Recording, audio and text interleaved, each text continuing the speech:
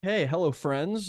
This is a new concept that I came up with, and it's very simple. We're literally going to pick a case from 440 Authority, and we're going to read it. I'm a big fan of gaining knowledge and learning more about my field, which is why I wanted to do this. So let's get to it. If you give me 1 second, let's pull this up. Share. Okay. And here is 440 Authority. Are we sharing the right screen? Hold on a second. Okay. Share screen 2. Okay, voila. Perfect. So let's go ahead and do this.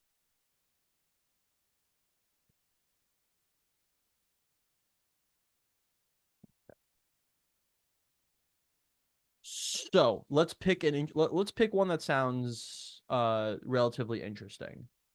So uh these are the Monday, December 4th, 2023 440 Authority cases. So Ryan Fields v. O'Reilly Auto Parts. Primary issue is intoxication and willful intent to injure. I feel like that's something that you don't see that often. Claimant, a route driver for the employer, was involved in a serious accident where the delivery van he was driving collided head on with an oncoming SUV, resulting in severe injuries for the claimant and death to the SUV driver. Sheesh. The employer carrier denied all benefits, contending that the accident occurred because the claimant was under the influence of cannabinoids and benzodiazepines. This intoxication defense was based on Florida Statute Section 440.093. However, the EC failed to prove the positive confirmation of a drug, which would trigger a presumption of intoxication.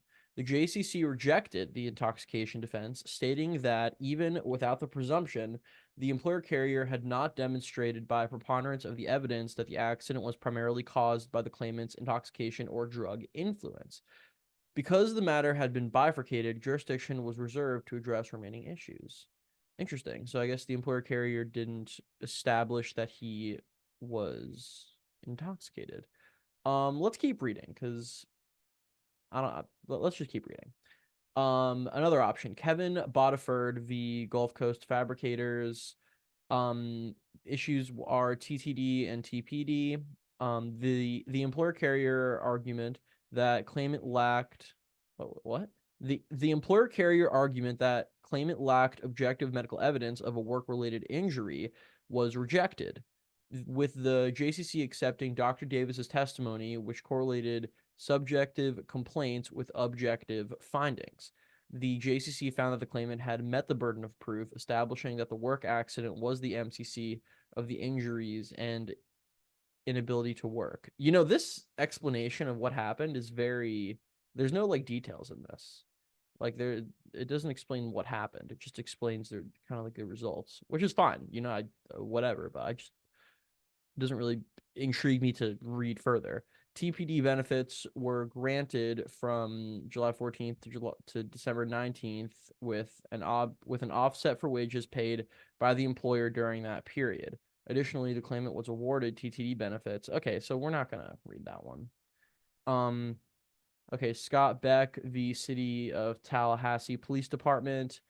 So the issues are heart and lung. Claimant a police officer argued that his hypertension qualified as a I just want to say one thing about police officers. One thing that I've found a lot, and it's really sad. One thing that I found a lot in workers' comp cases is that a lot of police officers have heart attacks, which is very unfortunate. Like, yeah, um that it's sad to see. It's not, when you start working in any career, you learn things that you weren't expecting to learn, and that was just like an upsetting thing that I learned.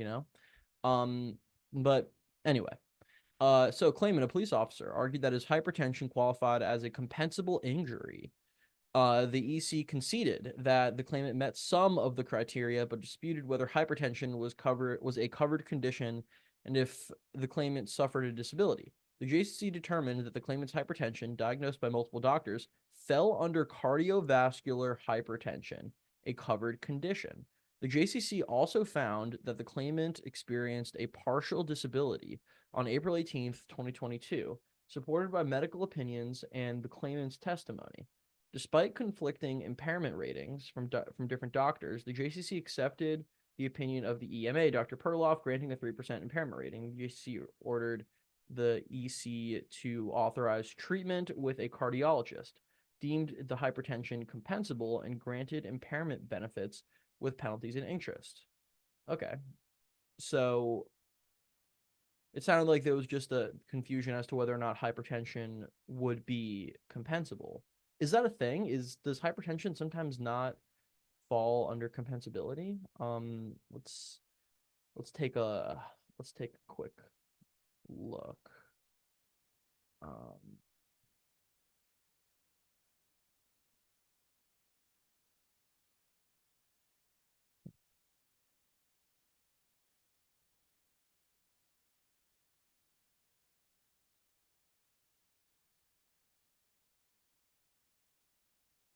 Okay.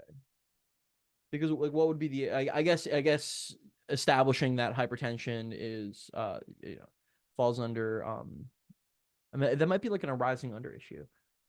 Okay. Let's see. So okay. Okay, claimant testified that in April 2021 he was diagnosed with hypertension by his unauthorized primary care physician. Dr. Wilson referred the claimant to Dr. Berry, a cardiologist. Dr. Berry remains the claimant's unauthorized cardiologist. Claimant testified that while working, he experienced a shortness of breath, a fast heartbeat, and a general feeling of anxiousness. Based on his symptoms, claimant reported to the fire station located at the airport to be examined. While at the fire station, claimant's blood pressure and oxygen levels were checked. Based on the test results, claimant was not allowed to leave the fire station due to his exceedingly high blood pressure. An ambulance was called, and the claimant was transported to Tallahassee Memorial College. Oh, shout out Memorial Hospital. Go Knowles. And I'm not like the biggest football guy, but we sure did get snubbed. I went to FSU. Apparently we have a an undefeated season this year, and we somehow did not make the playoffs. That sounds ridiculous to me. But and I think Alabama has a worse record, or maybe they have the same. I don't know. We're off topic. I'm not a sports guy, but I just I hear about the headlines. So anyway, while at TMH, claimant was placed on oxygen, provided aspirin, and underwent various tests. He was not admitted to the hospital as an inpatient, but he spent approximately 5 hours there. The claimant did not return to work after his release from the hospital. He testified that he also stayed out of work on April 19th, but he returned to work 2 or 3 days later. He was paid personal sick time. Dr. Nocero, the EC's IME, testified that he is a cardiologist. He testified that he performed a records review examination of claimant on July 12th, 2022, and not a physical examination. Based on Dr. Nocero's examination of the medical records, he testified that claimant had been diagnosed with hypertension. He also testified that claimant's calcium score, I don't know what a calcium score is, was extremely low, which meant that he probably did not have any clinically significant coronary artery disease. Okay. Dr. Nocero testified that when claimant experienced chest pain and elevated blood pressure on April 18th, claimant was correct in reporting to the emergency room. Okay, but where does this get to the point where it's a workplace injury or an accident that occurred in the workplace that arises under the work performed? Testified that his blood pressure was not emergent. However, okay, he also agreed that claimant could not perform his essential job duties as a police officer while he was at TMH. Concerning work restrictions, he testified that his review of the medical records did not show the claimant was placed on any work restrictions from TMH personnel. However, he testified that according to American College of Occupational and Environmental Medicine, ACOEM, sheesh, guidelines, work restrictions should be placed for any, okay. So I guess he should have had work restrictions, is what this is saying. Darkness, okay. So concerning an impairment rating, Dr. Nacero assigned the claimant is 0%. PIR. Okay, so where's the part where, okay, we're just gonna fast forward through this a little bit. Okay. History with the cardiologist. So the claimant's IME testified that he is a cardiologist. It appears that Dr. Belsky, sorry if I butchered that name, performed a records review examination of claimant and not a physical examination. His IME report is dated September 23rd, 2022. He testified that the medical reports and tests showed the claimant had a very extensive history of hypertension and treatment for hypertension. Based on the records and test results, okay, so I think that we get it. Like, because of his hypertension. Oh, wait. He testified that he could not identify any non-work related cause for claimant's hypertension. Oh, okay. So, right. Well, the claimant's IME is saying that there was no non-work related cause for the claimant's hypertension. So, it's reasonable to believe that it would be work related. So, concerning the April 18th, 2022 incident, Dr. Belsky testified that EMS personnel measured claimant's blood pressure at 170 over 117. Okay. Okay, so the claimant's IME is also saying that he could not perform his duties as a police officer while he had the elevated blood pressure. Dr. testified that claimant was at MMI. So we have an MMI date of May 16th, 2022. Based on the diagnosis, he placed claimant in class 3. Okay. So he assigned a 30% PIR as opposed to I believe we had a 0% PIR earlier in this. Dr. Nocero. And sorry, who was Dr. Nocero? Was Dr. Nocero just the authorized treatment physician? Dr. Nocero. Okay, yeah. So Dr. Nocero was the employer carrier's IME. Okay, and he assigned a 0%, and the claimant's IME assigned a 30%. So we have some impairment benefit litigation going on, more than likely. Let's continue. So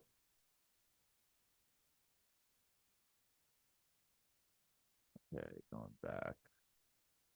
Okay, Dr. Chernobylsky described LVH as an enlargement or thickening of the heart muscle. He testified that both a cardiac MRI or an echocardiogram are the most sensitive and specific tests. Okay, so our visits to a cardiologist, the treatment should include. Okay, so Dr. Perloff was appointed as the EMA.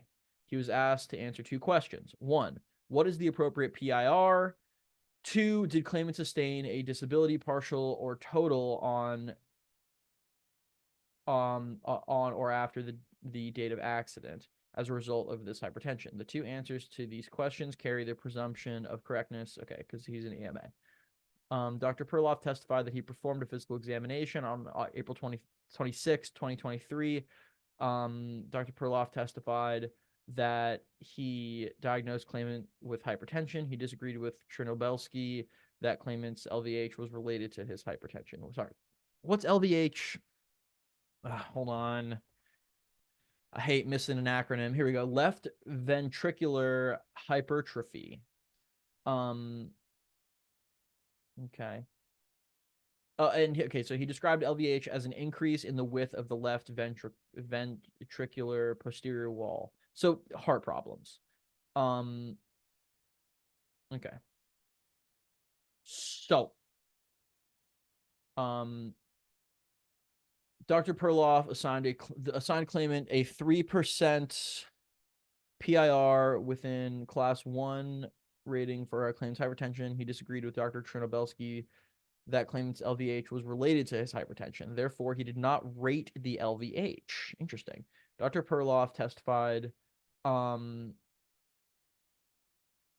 Okay. Dr. Perloff assigned the claimant a 3% PIR. He also placed the claimant at MMI on May 16th, 2022.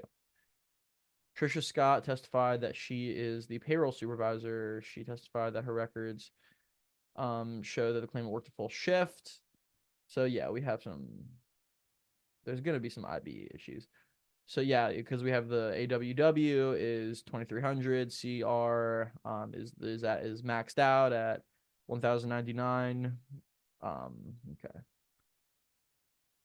So we're gonna fast forward a little bit. Well, no, it's not because what is the yeah, okay. So I guess the reason that I clicked on this is I'm trying to answer the question, why would hypertension not be compensable? So claimant argued that his hypertension is a compensable injury under section 112.18. Claimant's hypertension is presumed. Oh, here we go. Okay, interesting. Under section 112.18, claimant's hypertension is presumed compensable if he meets the following four factors. He is a member of the protected class, firefighters, law enforcement officers, and correctional officers. He suffers from a protected condition, hypertension, heart disease, or tuberculosis. He underwent and passed a pre-employment physical without any evidence of the condition claimed. So it can't be pre-existing. And his condition resulted in partial or total disability. So these are, so he must meet the following four factors. So, side note, usually when you have to meet a certain number of things, and I use the word thing purposely, usually those things, if you have to meet all of them, are called elements. But this says that you have to meet all of the factors. Like usually a factor is like you can usually weigh factors, and if there's four factors, it's possible that you meet criteria if even one of those factors is met and the other three aren't met, but that one is just like so heavy. But here it's called factors. I think that it should be it should meet the four following elements, but hey, didn't write this law.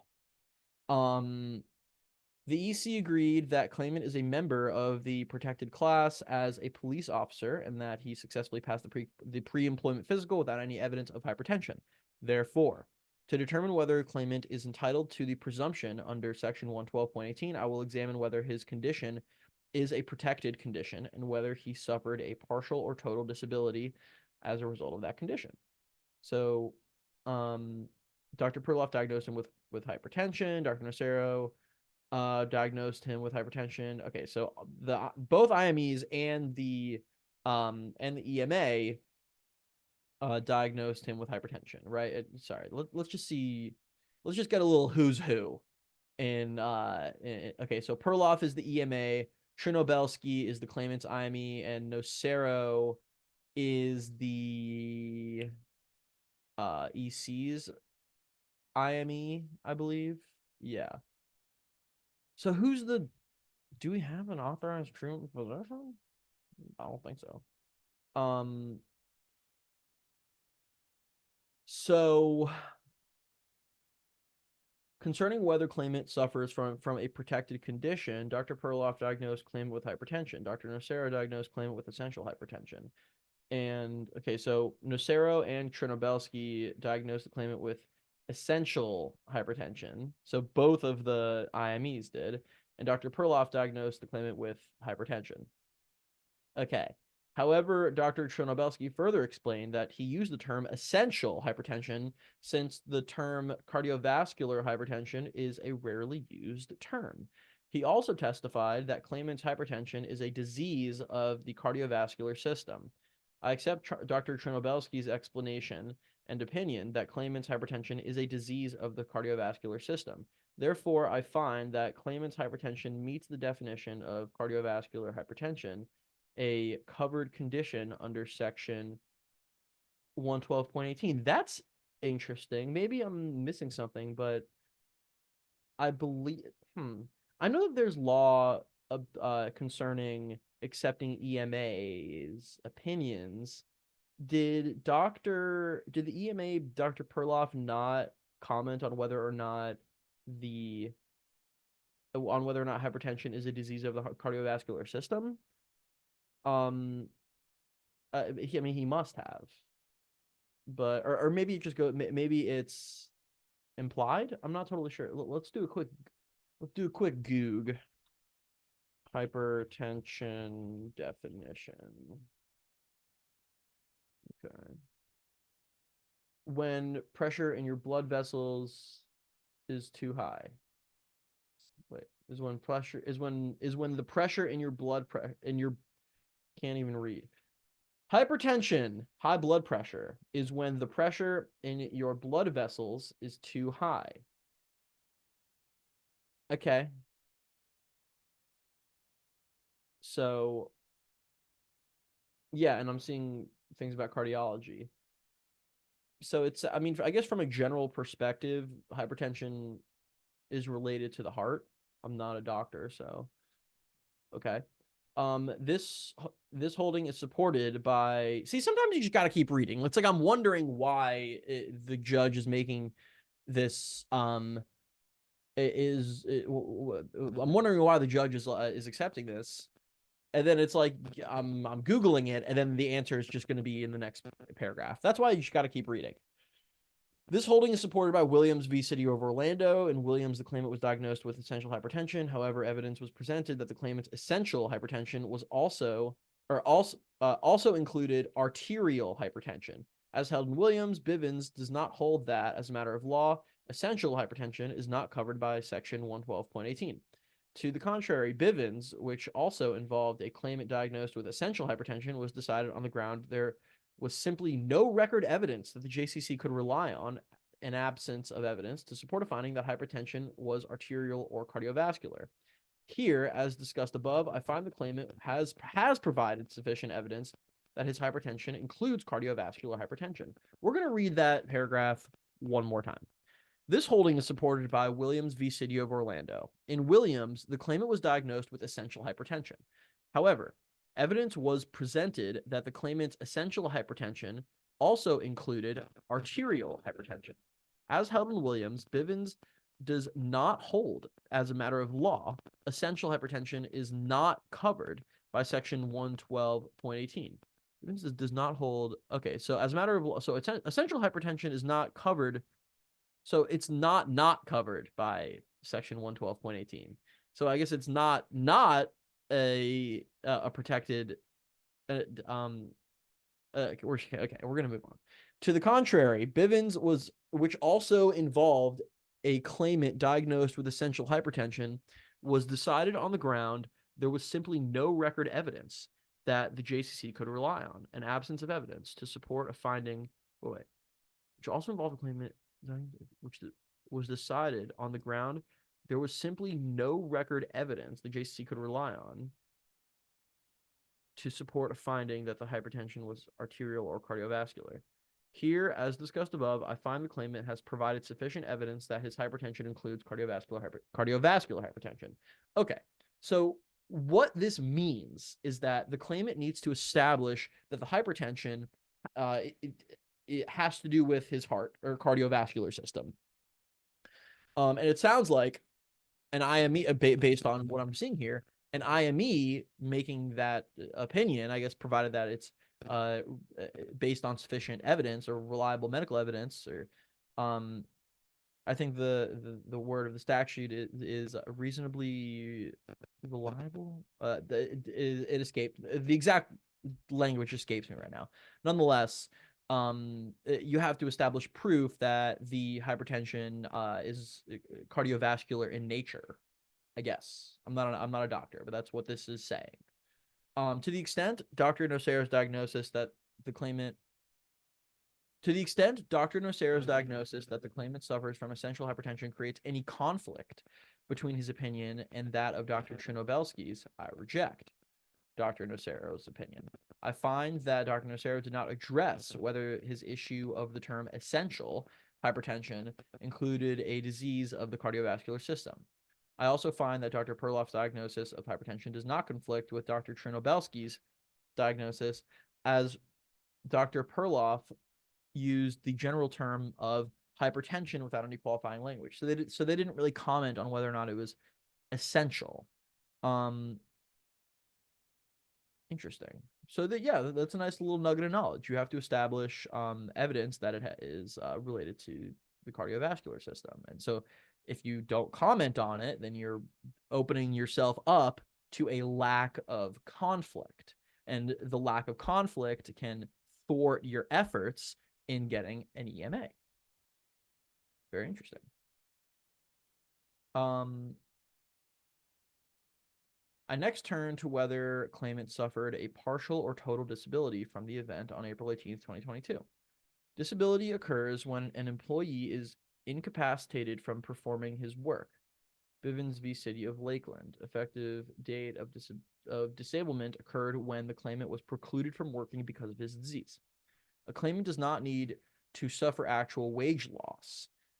Finding of disability hinges on the employee's ability to earn income, not whether the employee has experienced wage loss. Here, I find that claimant is a credible witness. I observed claimant's candor and demeanor during the final hearing, including his testimony, and I found no signs of deception, embellishment, or dishonesty. I accept claimant's testimony, and I find that he experienced a shortness of breath, a fast heartbeat, and a general feeling of anxiousness on April 18th, 2022, while he was working for the employer. I find that he reported to the fire station located at the airport to be examined. I find that at the fire station, claimant's blood pressure and oxygen levels were checked, and that claimant was not allowed to leave the fire station due to exceedingly high blood pressure. I find that an ambulance was called by the fire station staff, and claimant was transported to TMH. I find that claimant did not report to the fire station and TMH to diagnose whether he had hypertension. I find that he had a long-standing history of the diagnosis of hypertension and treatment of hypertension. I find that on April 18th, 2022, he was still under the care of a doctor taking blood pressure medication. I find that claimant reported to the fire station and TMH to treat his condition of highly elevated blood pressure. So he accepts the results of that the ambulance tests provided. Dr. Perloff's opinions as the EMA are correct unless clear and convincing evidence suggests otherwise. Clear and convincing evidence. Such evidence must be of such quality and character so as to provide character so as to provide in the mind of the JCC a firm belief or conviction without hesitancy as to the truth of the allegations sought to be established. I do not find clear and convincing evidence to reject Dr. Perloff's opinion that claimant was disabled on April 18th, 2022. Therefore, I accept Dr. Perloff's opinion that claimant was disabled on that day. I accept his testimony that the claimant met the criteria in the ACOEM guidelines that claimant should have had work restrictions because of claimant's. Oh, so an interesting piece of this is that when the claimant initially sought medical treatment, he was not provided with work restrictions. So that is interesting. So they're essentially providing retroactive work restrictions to the claimant. Interesting. Okay, cool. I accept his testimony that claimant met the and he should have had work restrictions. I accept his opinion that it would have been appropriate for claimant to be at full duty on. Wait a minute, huh? Hold up. I accept his testimony that claimant met the criteria and should have had work restrictions because of claimant's elevated blood pressure. I accept his opinion that it would have been appropriate for claimant to be at full duty on April 18th, 2022. Wait, is that not conflicting? Hold on. I accept his testimony that claimant met the criteria. Okay, there we go. I accept his testimony that claimant met the criteria in the ACOEM guidelines that claimant should have had work restrictions because of claimant's elevated blood pressure on April 18th, 2022. I accept his opinion that it would have been inappropriate. Oh, sorry. You gotta look at the words. life pro tip. When you read, look at the words. I accept his opinion that it would have been inappropriate for claimant to be at full duty on April 18th, 2022. Am I lagging on my camera? I think I'm lagging a little bit. Um, why? Why am I lagging?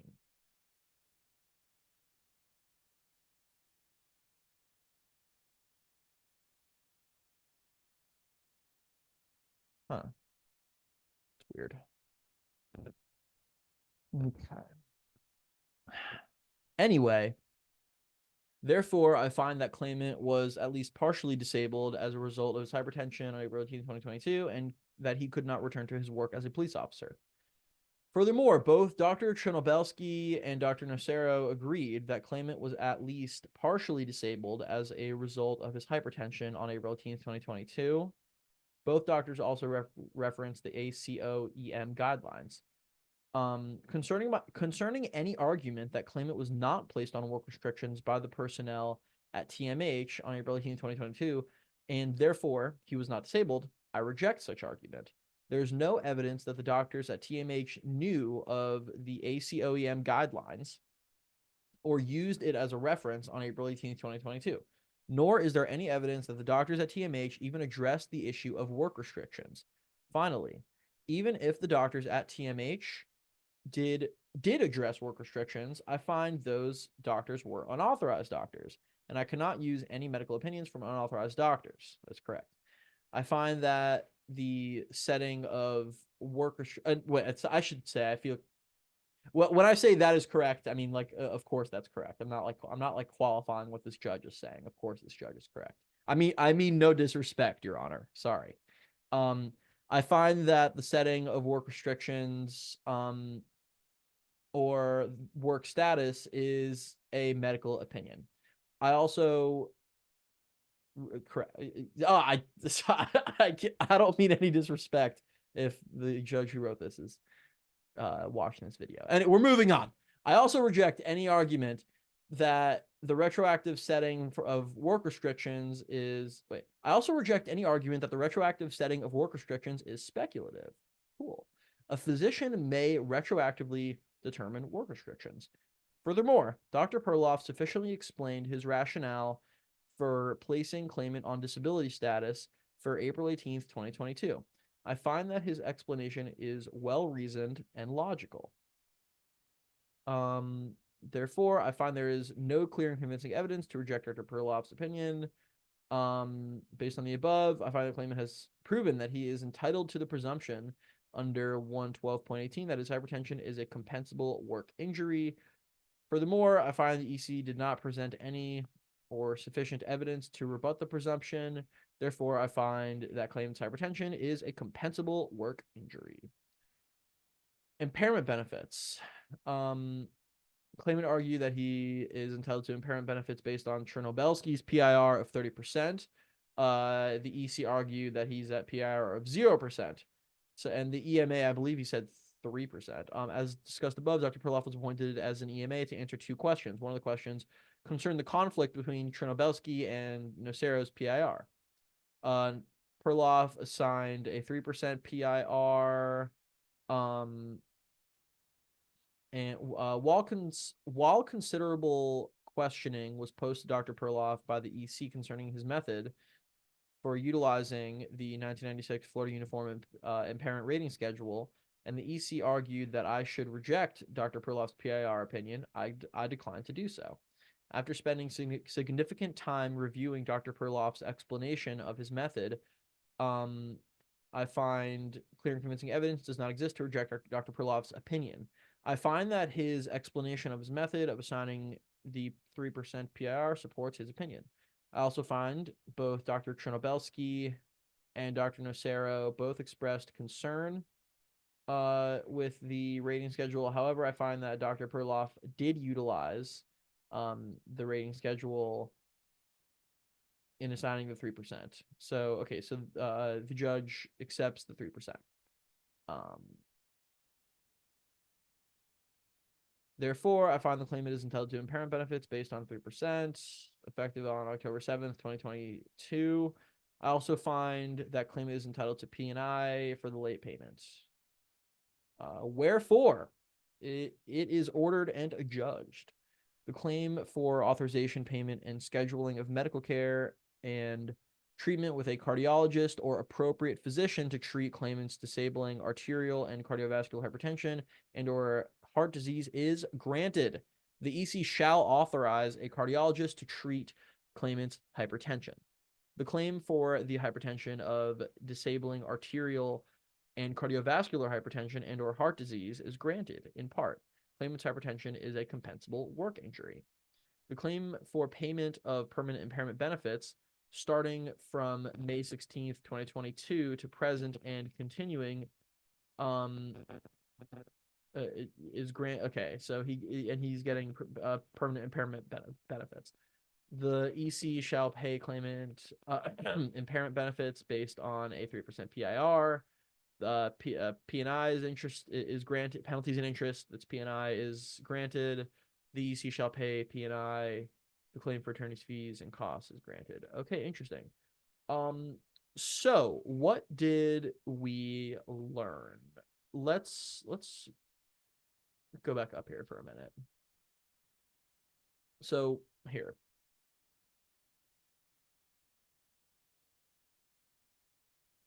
Okay, so that was a really interesting case. I think the biggest thing that I took from that is the retroactive restriction signing. I had never really considered that before, but now I know that, and that's interesting. Also, just like the nuances of hypertension. Hypertension is a fancy word for high blood pressure. And no, I'm not a doctor, but yes, I am grossly simplifying that. Nonetheless, God, there's so much latency here. I know how to fix it too. I'll fix it next time. So the in order for hypertension to be compensable, you have to meet those 4 factors, which in my opinion are really elements. Those factors being, let's take a quick look at it. Those factors, okay, so claimant argued that his hypertension is a compensable injury under section 112.18 Florida statute. So the 4 factors that establish that hypertension is compensable, is a compensable work accident are he's a member of, so the first one is he's a member of a protected class: firefighters, law enforcement officers, and correctional officers. Interesting. So the number one thing is you have to be a member of the protected class. He suffers from a protected condition: hypertension, heart disease, or tuberculosis. He underwent and passed a pre-employment physical without any evidence of the condition claimed, and his condition resulted in a partial or total disability. Interesting. So what that seems like is, you know, whoa, what just happened? Hold on. There we go. Hey, so in order for hypertension to be compensable, you have to meet those 4 factors or elements. Let's see if I can remember them right now. Protected class. It needs to be one of the it needs to be one of the protected diseases. I feel like this is an episode of Blue's Clues where it's like you're like trying to guess all the, I don't know. I haven't watched Blue's Clues in a minute. That's a weird reference.